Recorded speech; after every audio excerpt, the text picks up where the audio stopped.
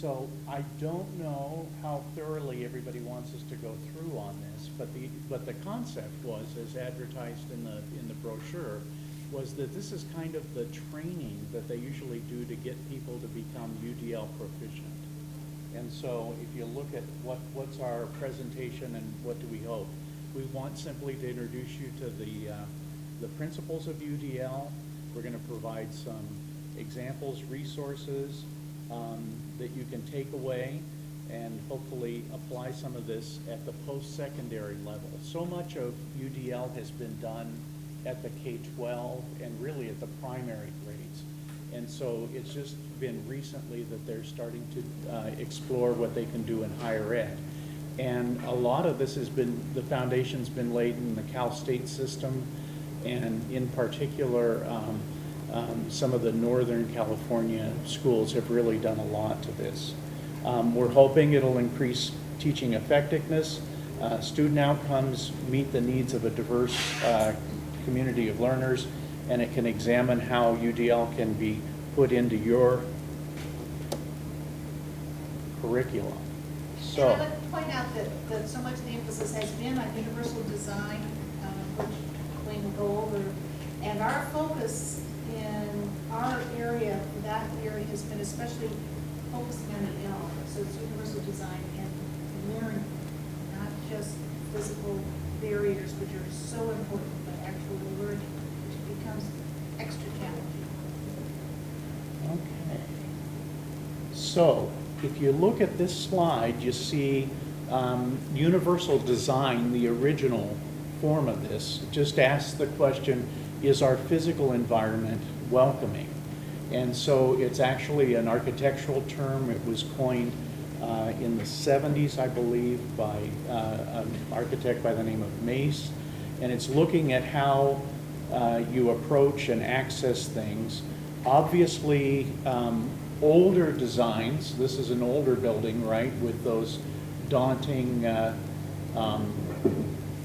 metal stairs and no lift, no way for that person in a wheelchair to even get up to that. And so there's been a lot of retrofitting, but retrofitting is, again, a lot of after the fact, and kind of like what you posed with how Google changed the rules on you all the time. Same thing here with a lot of the design is that when you're retrofitting, it's not the best thing, you know, when you do all that retrofitting and accommodating, it's still, you don't create a really inviting environment. So they're trying to look beyond that. Okay, so universal design is then an intentional approach. So they're trying to anticipate needs. They want to make it more usable by all of the public. In the long run, it becomes more economical, because again, in that last slide, to retrofit becomes such a costly item to do that. And it's showing a respect for the diversity of humanity. Here's an interesting one. This is actually a building in the Cal State system, but can you see the traditional, it looks like maybe the Spanish Steps of Rome, or the great entrance into La Scala in Milan, but weaving through there is a ramp so that people with disability can get up and down through that. So you can still have a staircase, but it's kind of twofold there. But it's equally attractive for people with disabilities as for people who are able-bodied. Yeah. And that's part of it, is that a lot of times in those designs, they become useful for everybody. This was like this universal. But like coming in here in the building today, Right. I don't know if you found that way, the outside door was, I could not open it to get the cart through. Right. Well, and usually I can just walk through fine. And the interior door was open, and many of us would use those buttons because we have Sure. other reasons, even if we are able-bodied. So universal design for learning, as Polly was pointing out. So this is not just for architecture, but it's the architecture of how we build our classrooms. So it's answering the question, is our pedagogical environment welcoming? So UDL then is a proactive design of courses to ensure that they're educationally accessible regardless of learning style, physical, or sensory abilities. So again, we're trying to think of things up front so that rather than retrofit, and so when you get a person with a special need in your classroom, you'll very often try to accommodate through the DSS, through the Department of Student Services, to help that person be able to, whether it's a hearing disability or a visual or an access, whatever it is. But then the next term, you may get somebody with a different set of things. So again, if you can start to anticipate some of that, you try and do this so that it's not something that you have to adapt every term, so that you're thinking of this very much. I just wanted to add, it seems to me not coincidental that UDL is exploding at the same time as technology is increasingly available. I'm thinking of, was 12, 15 years ago, I had a student with a visual impairment, and I would need to provide electronic copies of documents for that student who would go to a special office to have them enlarged. Now, everyone in my class has an electronic copy of everything, and they can do with it as they please. That's how things have changed in 12 years. And incidentally, everybody has a set of these slides, and these slides are from the Cal State system. They are OER, they're open educational resources, and they hope that people will pass them around and share them and use them. So again, UD, universal design, the physical environment. UDL, the instructional environment. UD, physical barriers, and then UDL is learning barriers, and being proactive in both of those. Okay, there's a group of students, very diverse, and it says they're going to give them one test to be fair, and they're all going to have to climb the tree. So.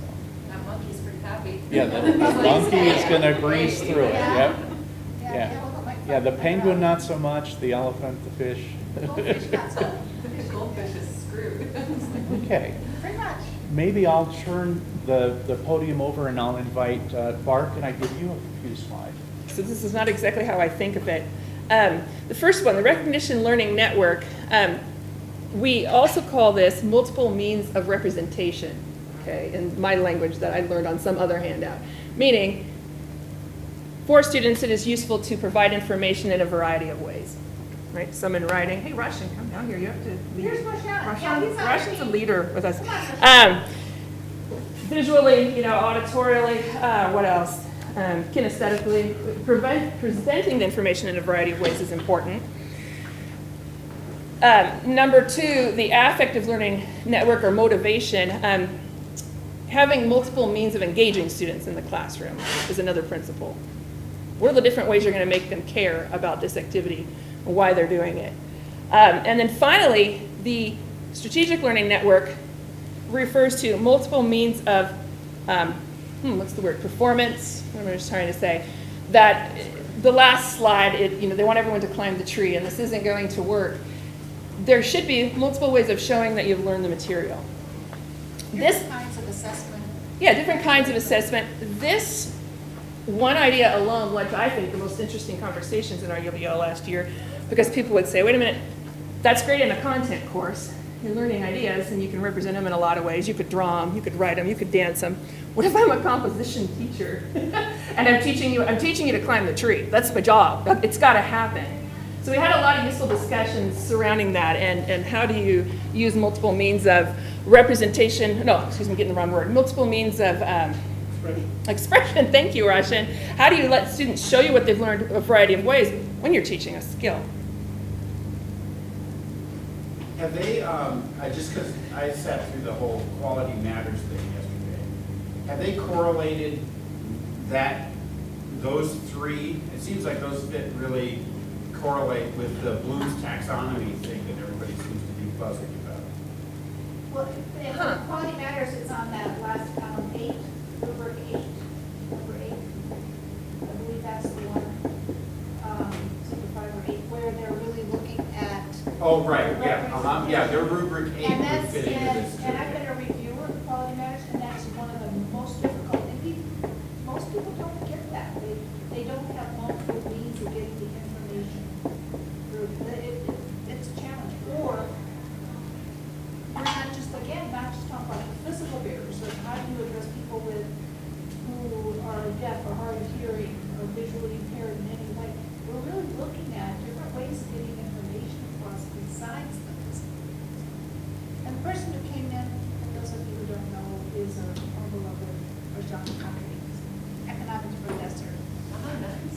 yes. Side.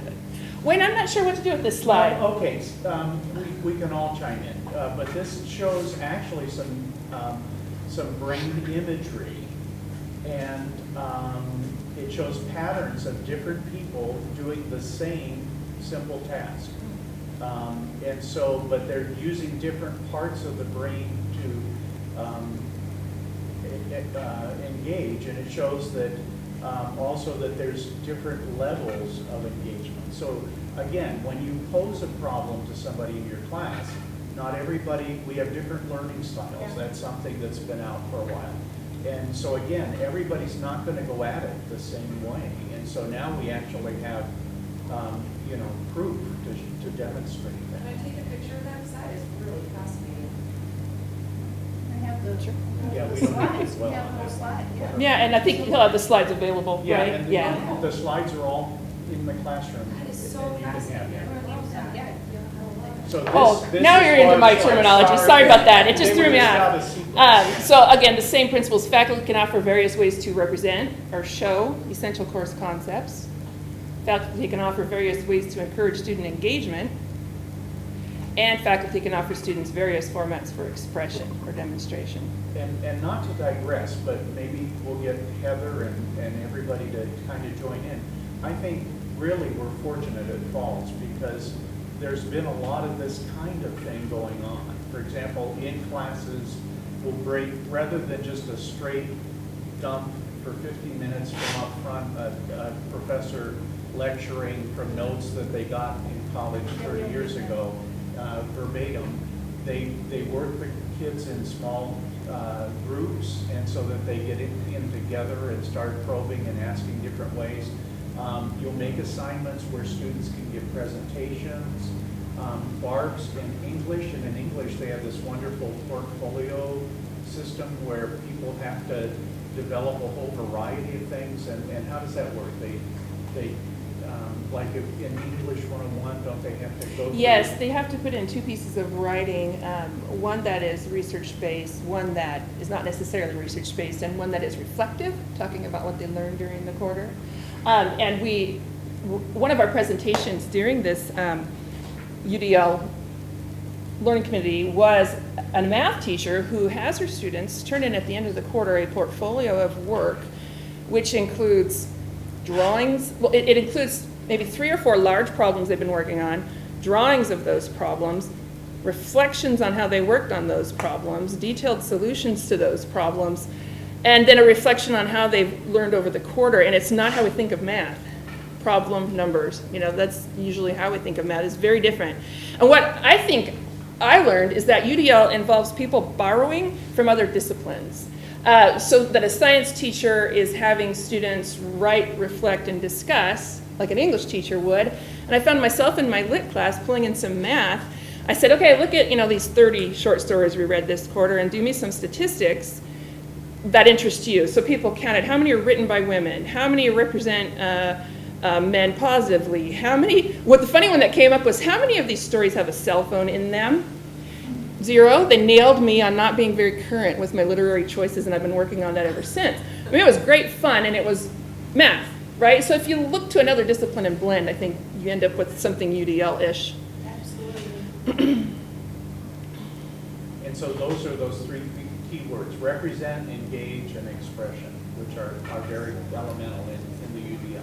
And you can start seeing now how it fits in with CAFE. Absolutely. Right? Yeah. Getting the message across in different ways. What is your learning style? And even if something's not your learning style, maybe developing the places where you're less skilled is a good thing. Yeah. And the involvement, the ownership of the students. And we've wrestled a lot with one of our abilities here on responsibility. And it's not enough just to say, responsibility is you will come here on time and you will meet the attendance standards. We will keep rolling. The engagement is more than just being there. It's the involvement, it's the ownership, fueling a passion for our students, and different ways of expressing. And I think we're all challenged, and we wrestle with this, and we don't always agree. And I think that's a good thing, basically, that it's not expressing my learning is not just multiple choice tests. Oh, that's my favorite way. Maybe I can still have that. But maybe they're gonna make me play with those plastic paint cans too. And even though I don't wanna do that, maybe it's a skill, at least I can begin to understand another perspective. Blended learning There, learning yeah. is a huge thing. Because everybody does learn different. And the interaction and how they can convey what they learned is different. Maybe somebody can like paint a picture, right? And describe this in a picture, or somebody can write something. My writing skills really suck. I mean, they're not that great. But give me Photoshop and I can put together something that will make you understand my message in 2 seconds. And that's just the way you're conveying your knowledge. And I love this. This is awesome. And Tracy, behind you is sitting one of the wizards of Spokane Falls, Doug Crabtree, with graphic design. Oh, I've yes. been wanting to follow and grab Yeah. him for so many Well- times, but we keep on doing this. Grab away, yeah, there he is. Okay. There he is. Yeah. Doug, what brings you here with us? See what's going on. Graphic design is all about different perspectives and, yeah, and for different understandings. Because people are, everybody's looking at this one page, but everybody looks at it differently, just like that brain path. Like, somebody might go from the bottom and then across. Somebody might go down. And graphic design tries to capture like your natural eye flow and give you that message really quickly. Yeah. And I Sorry. think even some of those terms, well, and I'm just picking up my story. But yeah, The you're idea right. of graphic design is by itself, I think, kind of a barrier, because from what I understand what you're doing, it's much more, it's explosive, it's much more than that. It's kind of like saying, Heather and Barb, you teach English. Well, you do, sort of, but it's much more than that. You're developing a mindset, you're developing a voice with them. You're getting them to think about things. And for you, what I've seen with the students and what you do with the Wider Heart, and it's really blending multiple perspectives in often diverging ways, because there's no two examples. When I go through those exhibits, nothing looks the same. Even from the same student, I think you develop something. And I think we've heard that's some of the students. I think that's a thing that, I mean, maybe this is what you've been doing all year already, but that strikes me as being the part of the conversation that we, as educators, could be having more of. Absolutely. In that the content is not, in a way, what we're teaching. Exactly, yeah. We're teaching this, learning, we're teaching about learning about yourself, and we're teaching about perception, and maybe, the wax, nuevo. We're teaching about consciousness and awareness and all that. And it relates to our content. But really, the base stuff is these life and being skills. I mean, I've been playing off of it. They about 4 years ago changed the name of the class I teach. It used to be Introduction to Art.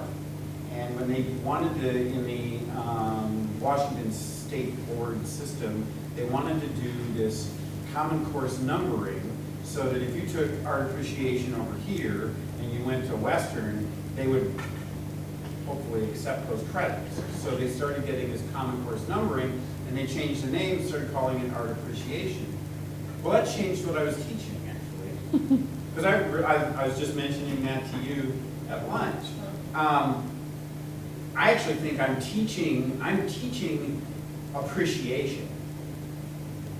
My example for appreciation happens to be art. And so, but that gets at that basic thing. I mean, what do you teach? What really are, it's really important for all of us to be teaching our students decent research skills and how to evaluate sources. And we're starting to do that with ourselves. So in the faculty learning community, we have a campus class set up where we debate those things and we challenge ourselves. And the first question we're starting with this next year is, what is diversity? Well, that got filled with a lot of ideas, but anyway, as you were. I don't know how to say what he just said. I don't know. I don't know if it's a meta skill or not, but that's what's coming to mind. But you're saying you teach appreciation, and in the learning community jargon, we talk about having a through line. You've got your content, but you've also got the one thing you want to teach over, or maybe your focus is researchability. right? For you, it's appreciation. And knowing what your great through line is kind of guides it all. Blended learning you're talking a lot about today, and last year it kept recurring. People would think, well, UDL is all about variety. It's just all about doing it a lot of different ways. These are some thoughts that are popping to mind. Wayne, do you want to continue on with the slides, or should we do some more, should they do some writing thinking? What do we do? Yeah, I think the next couple slides down the road are gonna have some Okay. things for them to, and Ah. in fact, this is it, okay? So, I don't know how to approach this since we aren't all instructors and we don't have a real, But they can, but they why all don't we get just, students. why don't we just work this out loud? But, could you go with your art example a little more? And what are some ways in art appreciation that students struggle? Can you think of some of the actual barriers or hurdles that they routinely encounter? And I'm not sure, I mean, okay, that's worded in a certain way. Sure, very sure. Specifically. Right. And I think I can only kind of address it in a little broader way, which may Right. be specific enough for you or not.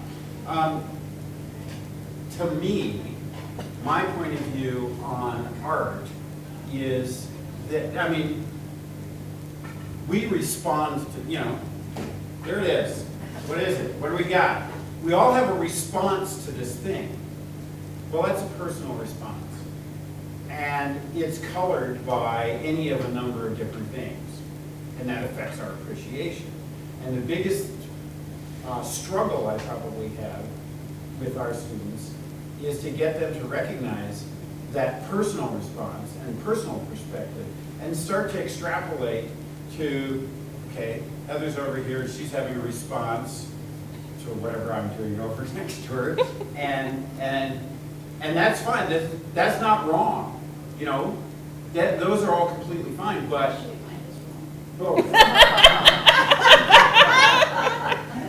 But Polly's response is different.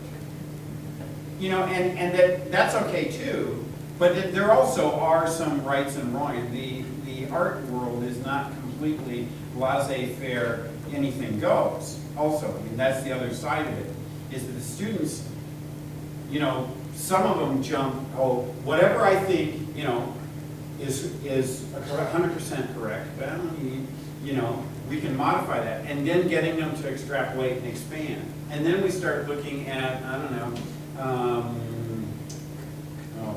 African scarification. You know, our culture is really, at least for the young people, really embraced tattooing, but we haven't gotten into body manipulation quite yet. And so that's repulsive, but it's a completely deep part of cultural, you know, worship and orientation and all these things, and to have respect for that. And okay, maybe we can say, well, I can appreciate that, see that, like it, whatever it is, but I don't personally like it, right? I can personally allow that, but I don't necessarily like it. I think I'm getting it. Because that, I would say that that's the toughest bit with my students, is to open up and expand and have this allowed perception. Yeah, I like that. Allowed perception of the world that then starts to become appreciation. I love that you're over there doing your scarification thing. I don't have to do that, but it's okay. And it expands their world. So, like, Tracy, I was interested, so it seems to connect to what Kurt's saying, and you said you struggled with writing, at least the way it was, and here you are, the company, the CFO, CEO, not CFO, I can't add either. Oh, she can't. So, how did you come, and see, it's even, the language is, I can't see, how did you overcome those challenges? Yeah, Oh, I you had did. to overcome those challenges in a way because I do have a learning disability and I'm dyslexic.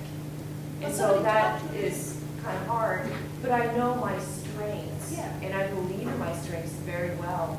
And that's why I was able to connect with people and build the 130 websites that I built for the Utah State Bar, for Michael Brown, the former head of met, for really top-notch, the former mayor of Salt Lake City. Because I have that personal connection, I can sit down and really connect with people. And I have the geek side to me, you know, but I understand what they need too, and I have that visual. And so I just honed in on that, and I created a career out of that. Well, was there a teacher then that inspired you or did some of those things? Like what You you were know- saying, it was because you had to get through those. No, not really, but what inspired me was entrepreneurs.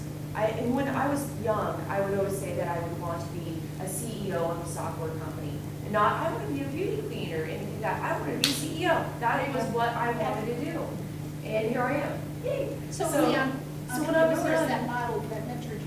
Yeah, well, my father, because he's in his 7th entrepreneur. I've worked for all entrepreneurs, you know, all my, I worked underneath the president or the, you know, the person who started the company, so I always worked really closely with them and learned how to negotiate, learned how to get that communication style. And then the job that I was working on when I first created my company when 24 years old, I developed this technique for photo simulations, and I was working for Canyon Communications right underneath the guy who opened up this company. We did it for all of the Delmore mapping for Olympics in Salt Lake City in 2000. And so what I did is I developed this skill, and I went to the guy who opened up the company. I said, listen, I'm going to do my own company, and you can be my first client. And I just took it, and I believed in myself, and that's what I did. I don't know if that answered any of your questions. It's interesting to hear your perspective, and I'm wondering if someone, somewhere along the way, if they wanted to engage you, could build on the fact that as someone interested in being an entrepreneur, you want to build things from scratch, right? You Yes. want to build things and you're scrappy, you want to keep making. Yeah. And also you like real projects Absolutely. that have a real world influence, and there is a lot of that going on Yeah. in education right now. Because right now, like I said in my presentation, we don't have any venture capitalists. We don't have any angel investors. We could. I mean, actually, there's been a couple people that have approached me. And I don't want to make money for them. What I want to do is make a product for us, for our learning. I have a learning disability. I know how hard it is in college and in high school. I want to do it for us. And that's why we haven't just picked up and left. We're still here. And I think that's some of the things that we're even challenging, and as a psychologist, I can challenge too, is there the whole notion of learning disability. There's an explosion right now in mental health. The DSM-5 it's throwing out some of the other concepts of even the way things are categorized. Is a person learning disabled, or are they learning differently? In any case, the bottom line is we've got to reach a myriad of people in different ways. And maybe it's our teaching methods that have not done them service. Yeah. So you're saying, well, no, I can't do that either. I can't. Well, could we, anybody, reach you in a different way? Well, you found your own reaching because you got those entrepreneurs somewhere in your life. Yeah. And you were not to be. They called me driven Div, and when I was growing up, I was driven. And that's the key, is that we've got to So I was find lucky that. to have that, So yeah. like when Chris said, he's teaching art, he's teaching appreciation. Yeah, that's cool. I love that. Yeah, that is very interesting discussions. I feel like I should cede the floor soon. Okay, yeah. Russia, you want to take over a bit? Let Polly, Polly do it. want to do a bit here? Oh, how do I present essential course content to my students? Okay, so how does that work? Heather, anybody? Doug? There's certain things that they have to get, they have to learn. How do you present it in ways that are going to have a universal impact, or being able to be accessible to students, even beyond physical barriers? What works? Projects. The project includes the core competencies, and there's a number of ways you can get the most of these techniques to do the project. Yeah, so it's performance-based, and that's a somewhat, right? And I think that's an element right of art too, is that to produce a work of art, there is a performance level up, and different people will have different approaches, but they have to have some kind of a framework or some kind of a, a skeleton outline of what they're gonna do. Is that fair to say? We try to teach the process. Okay. Thumbnail sketches, rough designs, research, critical thinking, try to get them to put a plan behind it. And again, see, that's getting at them in different ways. So obviously, sometimes they may watch somebody that actually has that skill talk about how they got it or what they do in the process. They may be looking at projects and assessing what others have done, right, in the graphic design area.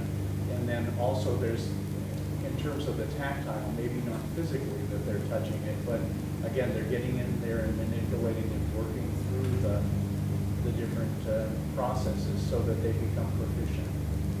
Is that part of it, Kurt, too, that you're trying to get them to develop some proficiency or some ability to be able to go out there and try things? Actually, it's an interesting thing because Doug's teaching graphic design, which in a certain sense, we might not think of it that way, we probably should, is much closer to the studio art classes than it is to, for example, my art appreciation class. The rubrics, the KALOs and all that stuff for my art appreciation class are pretty broad, but it becomes, it's one part art history, one part knowledge-based design, and a couple of parts of sort of interactive stuff. I do try and have my students in this art appreciation thing actually do make something. Really low on the tech, right? I don't like prescribe materials or they have to do it a certain way, and I'm not looking for proficiency. I'm kind of pushing them to jump off the cliff, if you want. Getting the students that I have with the Art 100, very introductory. Many of them are AAs. And unfortunately, the only reason they're taking that class is because they have to fill those 5 credits on their AA. And if they could do that any other way, they would do it, but they end up in my art class. If they make something, if I just, okay, go and, here's what I said, I have a little setup, and if they make something, there's stuff that has happened in their life because they dealt with I said, jump over this hoop, and they had to, and I don't give them any input, but they have to make the jump. There are positive events in there that have to do with effectiveness, comprehension, appreciation, and essential content. We'll drop out the course part. But because that becomes a life experience. And then it bleeds back in, for me, for art appreciation, that they made something and they dealt with spilling the paint, breaking their brush, oh, it's not the way I wanted it to, whatever those things are, there's this whole development. Yeah, so they run into obstacles, but they don't give up at that point, right? They find ways to overcome. Yeah, they may, some do, yeah, but in essence, the ones that succeed, right, find a way to get past that.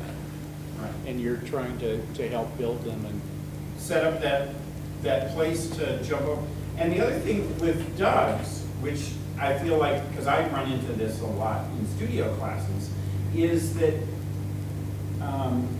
our American or our cultural approach to creativity or to making is that we do teach the techniques, Like, so Doug's teaching the computers and these machines and these methodologies, but we tend to be extremely removed from what the content is, or what the, what are we representing, what is the subject matter, as opposed to, for example, Japanese, Chinese, Korean brush painting classes, where they are given a painting from their master, and they get to move on when they can reproduce that painting identically.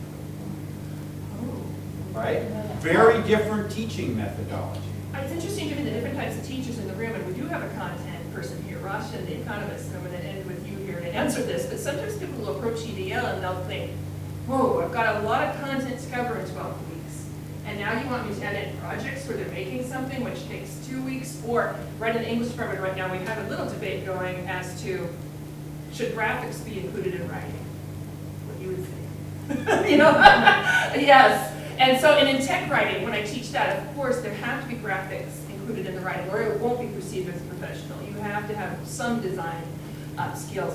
But what about in our advanced research course for people in other professions? Should we be including graphics at this time? We resist. It's going to leave less room for our content. And people have that reaction to UDL a lot. How can I do all this? I don't know. I'll just be the other voice. The Sophie stuff. How can I do all this fun stuff? How can I do all this stuff to get more into depth? Debbie Olson, when she does these portfolios in her math class, says, I have to flat out sacrifice, you know, the breadth, and I go for depth in 4 or 5 areas, but she believes that by going for depth in a few problems, she will get the coverage that she needs. What about in econ? What do you find? Yeah, I think, and that's sort of one of the main principles of econ is that trade-off. You can't have everything. You've got to choose. You've got to decide what's important. And I don't think anyone here is going to disagree that, you can't just lecture, or, there's no one right way of teaching and no one right way of learning. There's so many different ways to teach the same content and learn the same content, and so you have to mix it up. I think I can't, stand there 5 days a week for 10 weeks and just lecture. That's not going to work. And so you have to find different ways to mix it up. So I'll have, I'll talk for a while, and then there'll be a podcast or a video or an article, or even just anything that's different from me talking. You tell them that one economy exercise. I don't have a better word for it. And I think Students have their bartering system. The bartering system. Right, we talked about the barter system and the problem with the barter system, where we call it the double coincidence of wants, where if I'm exchanging what I have for something that you have, and the example I used was, I think, for our community, I used an example of Jared, who's our colleague, found an ad in his office, and so to engage him, I used an example of this guy called Jared. He needs a mousetrap or something of that sort, and he wants to exchange it with me. Who's selling diapers? I have a baby. And if he comes to me and say, hey, I want a diaper in exchange for my mousetrap, for that trade to happen, I need want to be needing the mousetrap as well. Or if I don't want the mousetrap, I'm not going to trade. And so I'm going to say, hey, I don't need a mousetrap. But what I really need is a bottle of Pepsi. And so maybe Tracy is the one selling Pepsi, and so now Jared's going to go to you and say, hey, I've got this mousetrap. Do you want to exchange that mousetrap for a Pepsi? You'll say, I can give you my Pepsi, but I don't need a mousetrap. What I really need is a pair of sneakers. And maybe Doug is the one who's selling the sneakers. And so you've got this, not only do you need someone who wants what you have, but then they also need to have what you want for that trade to happen. And I usually just talk about it in class and give a few examples and spend 5 minutes doing it. And maybe people get it, some students don't. But then after doing this sort of UPL thing, I decided to have an exercise where I gave everyone a piece of paper saying, this is what you have, this is what you need. And I said, all right, spend 5 minutes to find someone in the classroom who has what you need and who wants what you have. And that was after chaos, right? People But they get the need, and they're like, I need right, some exactly. sneakers And so, over here. some of them were lucky enough to find that match. Others were just, sort of walking around. And I call it, making a small point in a big way. And I could have just told them, hey, read this, or defined it in a few minutes. But making them spend just a couple more minutes experiencing that, I think it stayed with them, and it just engaged them a little more, and they were maybe awake for 5 extra minutes that they Yeah. would have. And so I think a lot of the things we do is just to try and keep them active and keep them awake or keep, have their attention for, for that And extra. they've probably met people too. Right, yeah. Within the class, and then now they have a relationship with those other True, people. and then, yeah, so that you it broaden helps their you to ask more ecosystem. questions and be a little more Yeah. comfortable. And maybe they in- study together. Hey, Right. let's study for that. I never met you before until today. And thank you for having that piece of paper with that said sneakers on it. Yeah. And then, yeah, and then just using those examples That's where, cool. I know that this person, he's interested in, or he works at a fast food restaurant, so I'm going to use an example of burgers or something, that's going to Yeah. sort of catch his Connect attention. that. Right. Yeah. So just finding, these are, I think, small changes that, you can make in their classroom or whatever you're teaching. And they might not have a huge effect, but even a small effect, I think, goes a long way. Absolutely. We've done that in interpersonal class, and I just did in service stuff. I never thought about it until just now, that it really could relate to economics also, of course. And that's when they actually bring in, everybody's supposed to bring in a gift, like a garage sale gift, a white elephant gift, something they don't really want. And they wrap it up, it's the kind of stuff you might do in the holidays. Yeah. They wrap it up in a newspaper, something happy, and they all put it in paper, and everybody grabs a gift. I put in a couple of gifts, and I make sure that they will be taken, like movie tickets, so it will be a pretty good gift. And so everybody gets a gift, and everybody gets 3 chances. This is where it might be a little bit. Three trades. You get 3 trades. And the only rule is that you have to surrender your gift if somebody wants it. What develops quite a conflict, because will I really help Heather get those movie tickets because she really wants them, and I really feel like she needs them, but I'll have to make 2 or 3, I'll give up all my trick to make sure she gets it. But in the meantime, we know Kurt's been holding out on his 3 trades totally, so he'll get, yeah. So it gets into that a lot of debate and a lot of, but they do learn and they talk about it. Sometimes there has been a lot of upsetness. Yeah, especially I when you're didn't drinking get- eggnog with brandy, and then they get really We don't get to give them upset. anything. But Jennifer, Jennifer's doing a module in international studies for one of our classes. Do you have any ideas to add about different ways of getting them in? I know you're doing it online. Let's see. I mean, not necessarily for the class I'm doing the module, but for, I've done a guest presentation on bioethics and clinical trials research for one of the ethics classes in addiction studies, and there I had just done the typical case study. But I had drawn, after walking them through, I first walked, so I did the number 1, I walked them through a case study so that they could learn by viewing, and then I did another case study and got them to kind of construct pieces of it, because they started, I would ask them for their input and then show them what it was. And then for the case studies that they broke up into groups on, they were actually drawn from 2 different research studies I've worked on, and got them to break up and do the entire process through discussion and come up with their recommendations, and then told them what had happened in the real world, so that they knew, which sometimes matched what they were recommending and sometimes didn't at all. But that had gone, and that was done in person, so I'm not sure how you do that online. But it was they, I think, really liked it because they began to get into it. And I had pictures and I had diagrams and some other stuff, as well as just the interaction. So I don't know how many of the course design elements. Yeah, I hit but that. but you hit on a bunch. And Yeah, again, a bunch of- case studies are wonderful because again, they're kind of preempting problems that could occur in your field or introducing them to the key ideas of the field. And again, they have to engage on a lot of levels and share ideas within that framework, so. I'm it's a- learning right now that from you and Doug both, that if you present a problem that they have to solve, it's automatically gonna pull in a It's lot gonna of pull a lot engagement of- and a lot exactly. of representation, excuse me, well. what's my word Well, I need?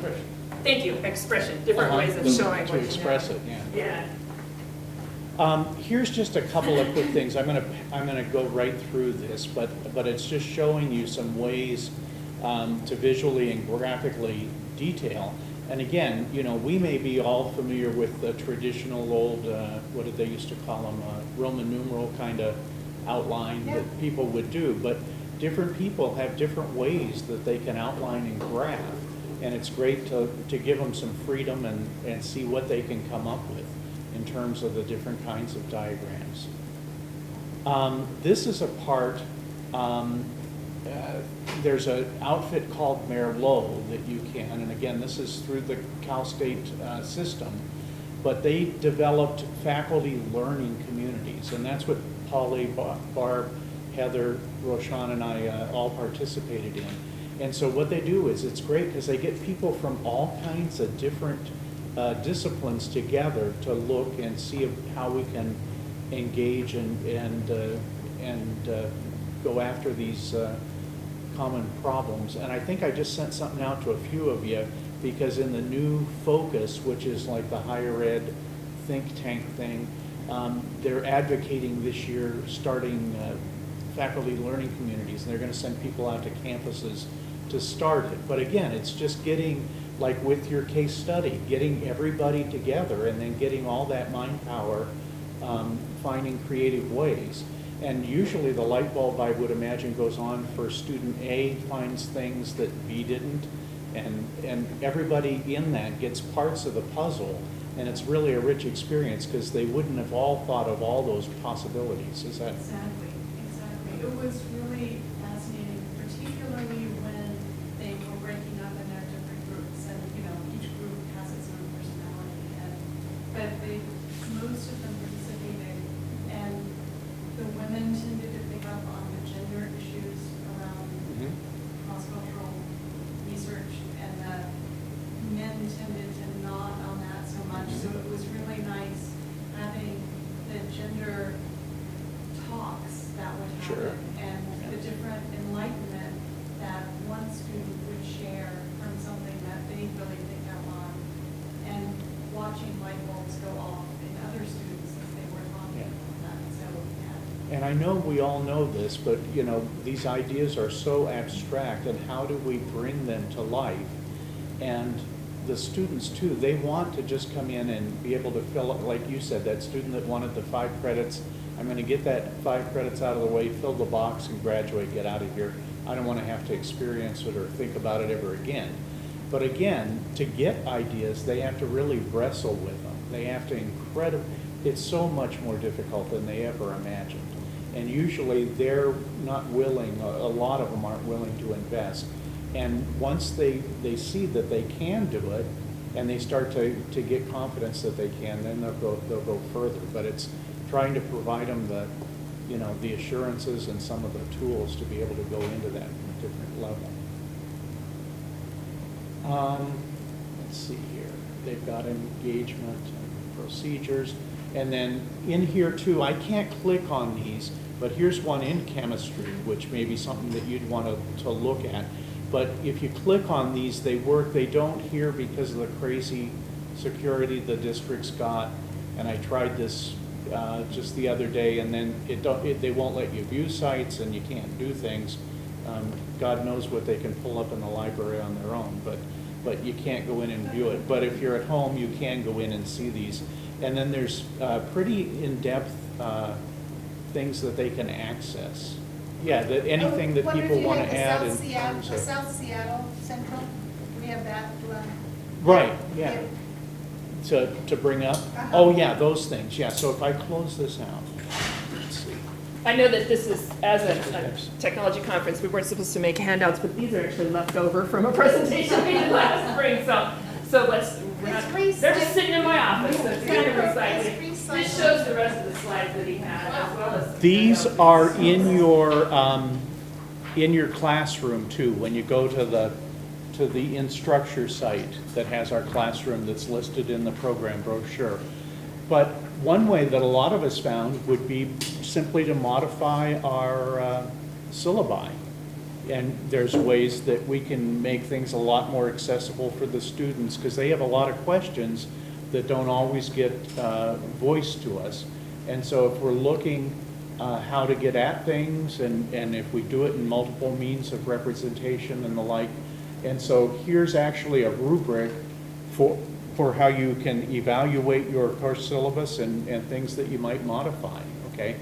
And that's in your set of handouts. I won't go all the way through. Let's see what else we have here.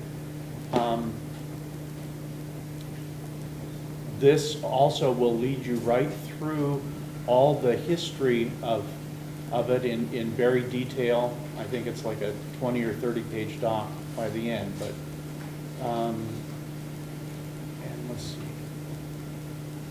I guess I didn't bring up the South. I thought I brought the Seattle one up here online. Polly, do you know how to get it real quick, or? I would just get,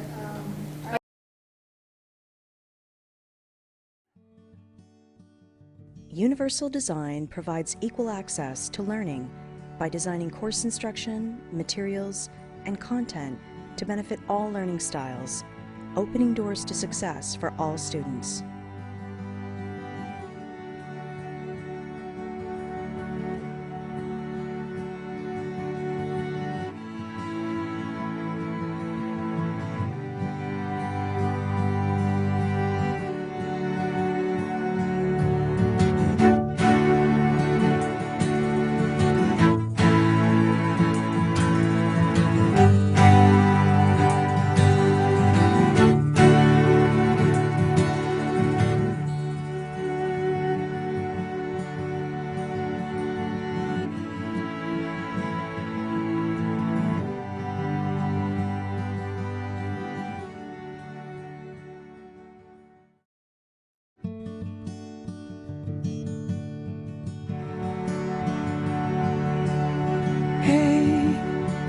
Write yourself off yet. It's only in your head you feel left out or looked down on. Just try your best, try everything you can, and don't you worry what they tell themselves. You're a way. It just takes some time, little girl. You're in the middle of the ride. Everything will be just fine. Everything will be alright, alright. Hey, you know they're all the same. You know you're doing better on your own, so don't buy in. Live right now. Yeah, just be yourself. It doesn't matter if it's good enough for someone else. It just takes some time, little girl. You're in the middle of the ride. Everything will be just fine. Everything will be alright, alright. It just takes some time, little girl. You're in the middle of the ride. Everything will be just fine. Everything will be alright, alright.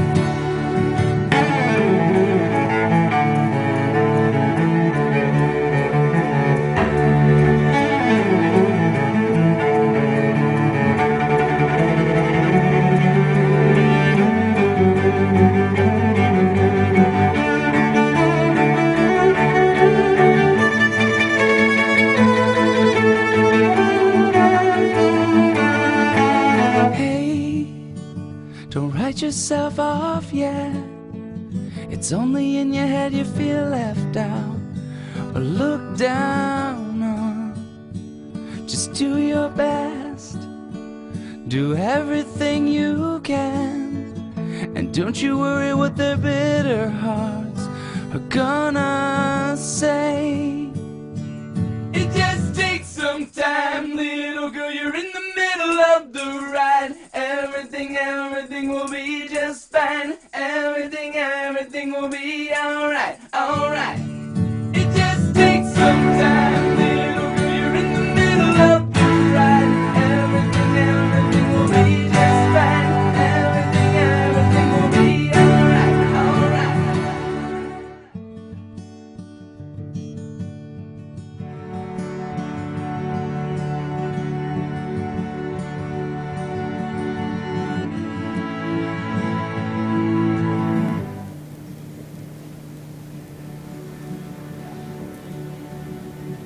Now, from the college here,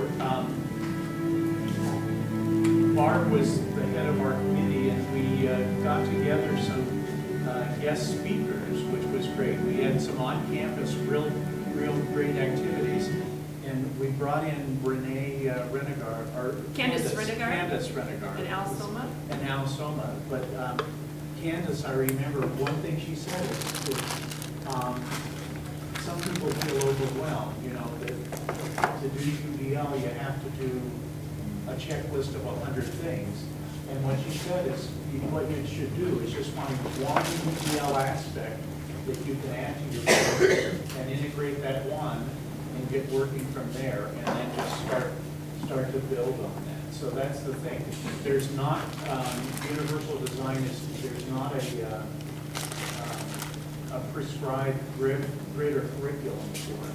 Okay, so it's something that really needs to be developed. And in higher ed, by and large, it hasn't been developed. So everybody out here could be the innovators to try and come up with some creative ways. These are just some examples. It was interesting walking across campus with these. And welcome, and Kim Taylor is another one of our people on our department. Many people said, "Oh my goodness, you've got fun things." And they wanted to touch them, and the sun was shining, and they brought out the colors. And I said, "Yes. What would you do with these? How would you use this in teaching?" And there were staff, and there were faculty, and there were students on this campus, about 8 or 9 people, and they all had ideas. So this is just things, just help yourself. There's some bags, put some of these in there. These are paint cans that open up into puzzles. So these are for you, help yourself, take whatever could be useful for you.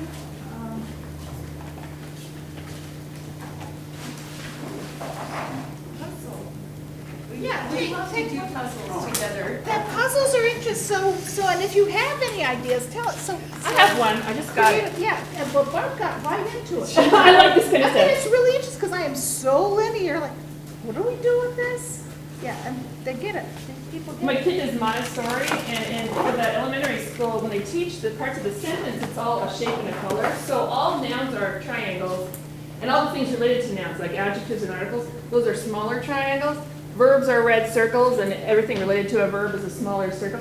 So I was thinking about this, I thought, well, I'm teaching the essay, and if you were in print to lay out the essay on your table, you could take, say, a yellow square and drop it every time you see that, in fact, you've used a piece of evidence to prove your point. How many do you have when you're done? I don't know. So, What other ideas do we have? Well, I remember diagramming. Yeah. Who knows if they do anything like that?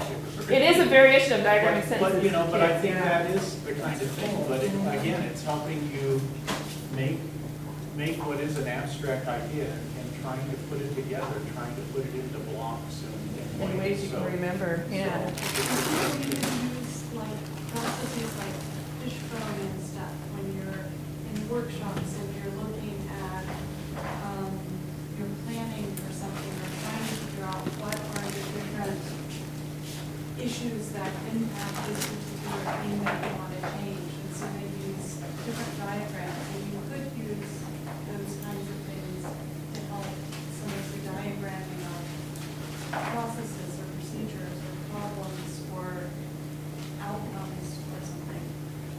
Exactly, like, look at right now, like, already, I mean, she's crazy, I mean, just transformed, she's already created a structure, which, I don't know, you can start a whole little thing, you can start creating, in my field is human services, so you can start creating, this is your ideal clinic, and this is the hospital, and this is where the people with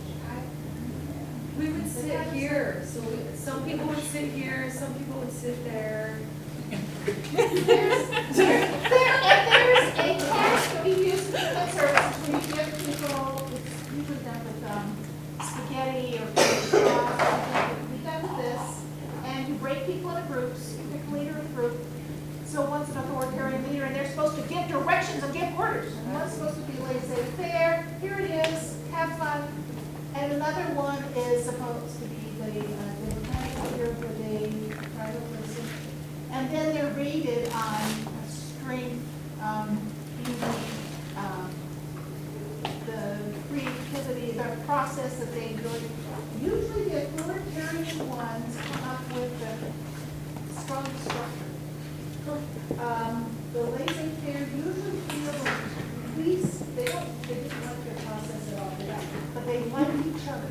They work, they really like working together, but they get kind of low votes all around.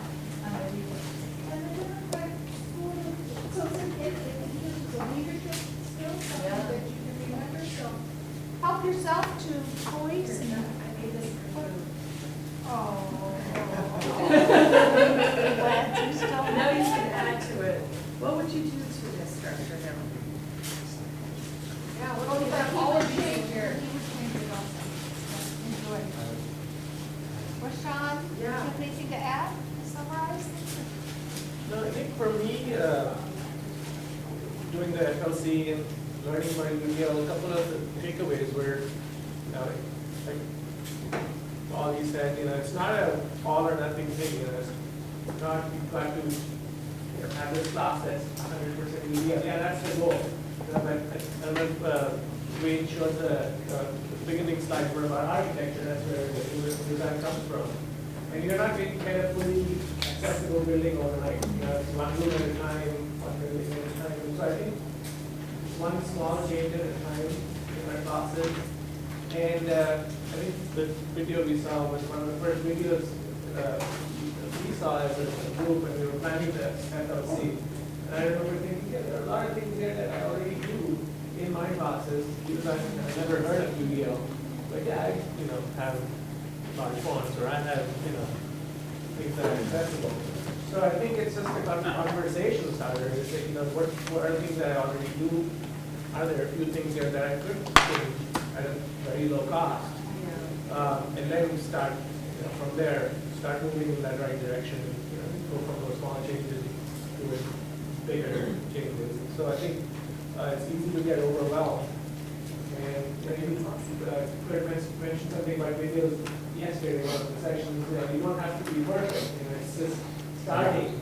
I think there's a huge barrier where we think we've got to make a perfect video. We've got to have a perfect class. So I think if you just make that, take that first step, that goes a long way. So that was my takeaway. Like, hey, I'm gonna move away from make this perfect class. And I'm dealing with that a little bit now because I'm teaching my first online course in the fall. I'm thinking, oh, this is what my online course should look like. And then I get overwhelmed because there's so many things I want to do. And I remind myself, I don't think I can get there by fall, but maybe in 2 years' time or 3 years' time I'll have, and I have to make those small changes first. It's just one step at a time. Once a second grade teacher said that best for me. She says, I know that in my first year, I can get the reading lessons down pretty good. And next year, I'll get the math lessons down pretty good. She had 6 subjects to teach, so she was looking at a 6-year program for mastery. But that's how it is. But at least things on your online classes stay still and collect, so it gets better and better with time until they change it. Until they change it. And whoops, there's been a problem and everything is great. Oh yeah, new learning system. Oh, new LMS. Okay, so Kurt, would I get an A? So I'm thinking, He's really thinking about that. last thing I think, You probably need a Sorry, rubric. Polly, that's a B. Yeah, that you'd have to address the rubric. last thing. Well, there is the rubric, but the rubric is always the invention as far as the art goes, right? And the tough one with those things is to make them do something that they don't naturally do, Oh my gosh, that's heavy. right? That's deep. So, Whoa. That's deep. Whoa. with something like this, Yeah. Actually, one of the things I do as a design project is I give them a 1,000-piece project puzzle, and they have to build a three-dimensional object that illustrates a design principle. So it actually has nothing to do with puzzle, Yeah. except that the puzzle is bits of dirt. Yeah. Wow. The last thing that I wanted to say anyway, before you go, is that, so this year we did Universal Design for Learning as our faculty learning community, and we tended to focus a lot on abilities and learning styles. This year we're doing it again with a focus on diversity and different groups and identity and what their needs might be, which we're excited about. And I'm thinking we're gonna have to work cranium in, so we can all master that as a sideline, right? As part of our learning community. Yeah. So we feel confident using it with our students. I thought as they well. stressed that a lot in the presentation yesterday, was that it was a vehicle for diverse learners. It and is. Interaction. Because there's not a lot of tools, there's just a few tools. With my research with conferencing, there's only 5% of the tools you'll ever use in conferencing. So what we did is just took that 5% and only that 5% and made those 5 tools really good. And so anybody can go into a cafe and learn it. There's no learning curve. There's no manual. It's kind of like an iPhone. There's no manual with an iPhone. And then you start doing it. That's how the cafe is supposed to. So it's supposed to be for any type of learning because it's so lightweight. We're the Prius. Just push the button and go. However, do you know, Tracy, I did, we were the first consumers in Spokane to have a freeze. I did. High read the manual. five, bar away. I did read the manual. I opened it up to page 1 and I read. the You manual. did read the, well, Yes, there's for a the lot more with iPhone- the Prius For the to read. iPhone, my husband couldn't find right where the manual was, and he said, like you, just Yeah. do it. Just do I it. was so, I wanted the manual, I said, well, you found one online, so we'll go find it. Yeah, but we wanted that concept of like, it should be intuitive, it's so lightweight, And it there's was, only I a few, actually yeah, did. it's very intuitive.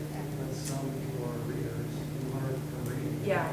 That's how I am, I have to read, you know. Yeah, he does. Manuals, thank you, Michael. Step 1. Me, I just like to get in there and start clicking, click, click, And click. that's exactly what we're talking about, the hands-on stuff. Yeah. It's interesting because that sort of multiple means of representation, I've been building a lot of furniture lately, and a lot of the manuals, some of them have the written, instructions, and then some are just pictures. And I do much better with the written ones where they're telling you, give this and do that, instead of just looking at a picture and trying to figure out is that a hand or, what is that, so. Yeah. I do the And picture. IKEA has no words in Yeah, their instructions yeah. whatsoever. So I'm really IKEA friendly. Not very UDL. You dial 1-800, somebody hire, builds it for you, that's what you do. IKEA will build it for you. Yeah. But that's at a cost, the economy, Exactly. Yeah, it's a trade-off, It's a trade-off. Wayne, did you want to say? There you go. Well, I was just going to say, if you're interested in write these down, the address is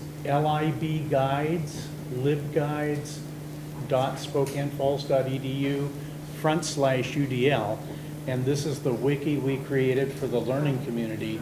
But you can see there's books that are in there with some, a little bit of an abstract about them, links to all the key websites. There's patches in for all the UDL videos, the key videos, activities, lectures, styles, workshops, and then Quality Matters that you talked about earlier and how that figures in. There's actually a Quality Matters rubric that addresses UDL.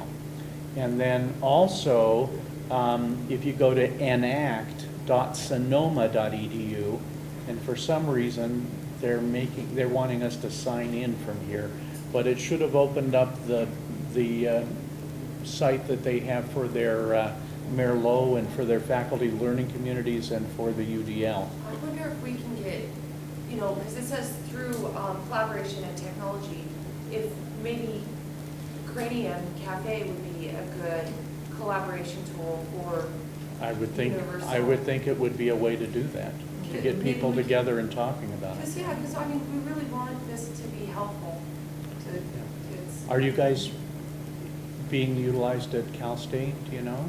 Cal Sonoma? State, no, not yet. Not yet. So- We're in our early adopters Or tell program. them we sent you. Yeah. Yeah, well, Spokane has a licensing agreement, but I think we're gonna just do the cafe open without storage for free. Because storage is what's really expensive, you know, to store all the archives of the cafe meetings. But just to have them use it without the archive meetings would be probably just doable, easy to do. So for those of you that are here, anything you want to ask anybody or share? Or hopefully you get some ideas and see some possibilities. I've been having a bad thought. Oh, my gosh. Which it's just that I mean, we've talked about, we spent 2 days, there's a lot of interesting stuff. But one of the things that we haven't talked about, or I haven't really talked about much, is the economics around us as developers, or how we talk about that. So actually, the question I had is, how many adjuncts are in there? Besides me. Okay, now that's an important factor. Well, and staff is another thing, but to be honest, right now on the, this is the 12th. 10th, okay. As of September 10th, 2013, I am unemployed, officially. I have no contracts. I will not see contracts until the 23rd, maybe the 28th of September. I will already have been teaching for 5 days. Actually, I'm working on my class that I won't even get a contract for until the 28th, right now. Okay? And all these ads are lovely, but, you know, that's like being a landscape worker and having to make your own shovel unpaid before you go to your job, kind of thing. So, that's why I said that. Welcome to higher ed. Yeah. I remember That's a bad thought. when I interviewed here, I had given up a doctoral fellowship at University of Arizona, and I went in because I was told I had a position, and I turned down that spot, moved to Spokane, got an apartment, and was working on things for the fall curriculum. And then I went in and interviewed for an ex-football coach in a leisure suit with this neck about this big, and was told that the state was having hard times, they weren't going to do it. So I ended up full-time, part-time for several years and doing like double loads for less than what the janitorial helped. So I know it's tough to get it going. So, but that's unfortunately the world in which we live. But as we go along with all Yeah. the design, I wanted to bring it up at least Right, mildly. no, but because it it's a needs to be factor. addressed, yeah. And we love to see these things happen. I love to see my students bloom. Right. But I can't live on that. Oh, I understand. You know. And the one thing I can say about that, I know you've already accessed it and received one, is that there are things like best practice grants, and there was that, and you're doing kaleidoscope grant Yep. or welding grant. So there's those, and we can be as proactive as we possibly can in getting the word out to the part-time faculty, because we do have sometimes stipends available through but whatever the resources are, to make sure that people, it's not just account, but there's other things that will come up, and make sure you put the information, You had mentioned, or have you mentioned that President Wilson was funding the FLC? Yeah, what she said is to me, please apply, we got a grant for half of the cost of the FLC last year, and Italic applied supplied the other half. Then she said to me, please apply for a grant again from the SEC, the state board. If they don't give it to you, I'll fund it. So I'm going to apply in October, but we're also going ahead as if it's just going to happen and taking her on her because word she there. said she would, Yeah. yeah. Because that was one way on a small level that we sort of funded the innovation deal that we wanted to see last year. So we got funding for utilizing some aspect of it. And Kurt, Yeah. but people did get some. People got $300 stipends for completing all the for modules. completing the modules with some Mhm. money, so there was some. So join us this time. Yeah, join us, it's a little bit of something, but, yeah, you're right. I mean, part-time people, not at all until the 25th of October, actually, will be your first paycheck, and any overloads that any of us. Right, won't yeah. Until October 25th either, so, yeah, we're all holding on to October's money. We know how it is. We know about startup. Yeah. Oh, top run, it's better and better. Oh, yeah. I was gonna try and go in, we do have a faculty UDL site at the Instructure, but of course it didn't like Within something. Canvas? Within You know, Canvas, you can so. turn on Creating Cafe in that course. If it's like a Uh-huh. course, just turn on Creating Cafe. Uh-huh. And then you can use it as a communication device. In Canvas you can? Yeah. Yeah, not use using it. Canvas. No, but that's okay, I'm If not you gonna change mess. your login, it might do it. Instead of your email, put your SID in. Kim, Just saying, Yeah. I'm learning the hard way, because you're teaching for WYO, I've had the same thing. It does that. Yeah, you have to put in a different login. You know, I still kind of struggle with this. I struggle with this area, and I know this came up in our planning last year, when the was coming here, but if we basically say to students, you have to use Canvas, basically. I mean, isn't that going against the very principles of so much universal design? We're not I taking don't into see account- it that way, just because I was floored by the number of, say, Web 2.0 tools that the state board connected to Canvas for our class. We were watching videos and writing on the videos and adding our voice to the videos, and just the amount of, it's just like this collection of tools, to me. I don't know what others think about that.